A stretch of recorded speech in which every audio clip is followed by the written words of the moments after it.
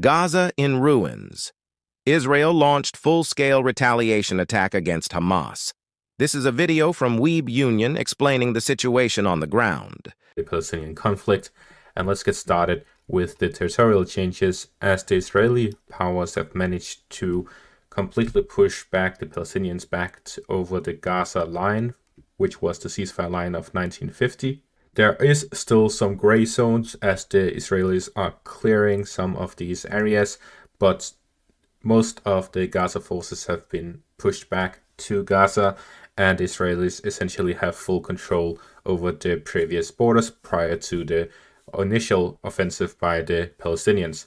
So what we're seeing is that with the rapid developments and the 2 days which just preceded with intense Israeli bombardments of Gaza, we've now seen that the Israeli defense minister, after building up huge amounts of troops and continuously building these troops up, they have now announced a full-scale offensive on Gaza. This comes at the same time as there's heavily increased tensions with the border with Lebanon, as the Israelis and the Lebanese Hezbollah have been fighting over the past few days with mutual shelling. And recently, the Lebanese Hezbollah managed to blow up a Israeli tank. As a response to that, the Israelis then stormed 2 outposts on the border, and the situation continues to escalate in this direction. So most likely, we are also going to see an escalation in this part of the front as soon as the Gaza offensive starts, where the Israelis storm Gaza. The Hezbollah alliance has said that they would attack Israel in that case.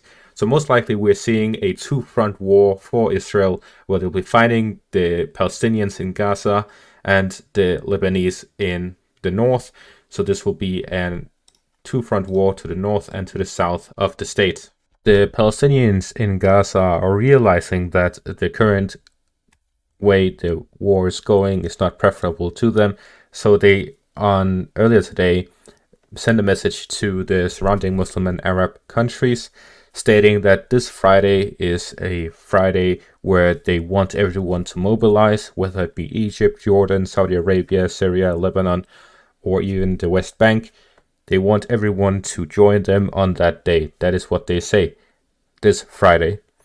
Whether or not anything will happen is completely up to how much they have managed to inspire the surrounding countries, because what is well known is that all of these countries, whether it be Egypt, Jordan, Saudi Arabia, and so on, they all support Palestine over Israel. So they, based on the historical facts that they have fought 3 wars on the side of Palestine, and the general, it's obvious. So they want these countries to support them. The issue here is that it is not organized, and it takes a long time to actually plan something like this, mobilizing your forces and so on. So this is actually a huge risk that they're taking, and there's hardly a possibility for anything to happen, except for a few ones.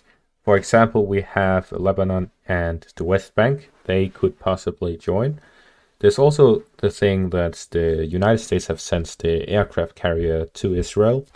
And in that scenario, we see that the Houthis in Yemen have announced that if the United States participates in this war for any reason, then they will participate as well. The logistics of how Yemenis will go to Israel is up to question, but they have said it.